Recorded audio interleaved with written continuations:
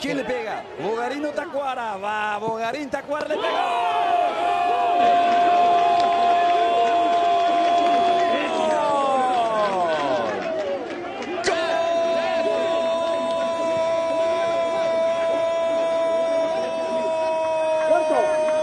¡De Libertad!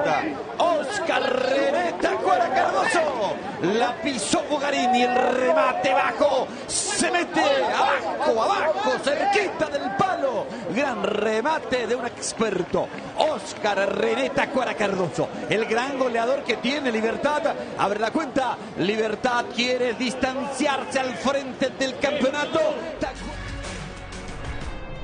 Va Guaraní queriendo empatarlo. Nicolás Manay, el córner vino arriba. El golpe de cabeza de Villalba. El remate.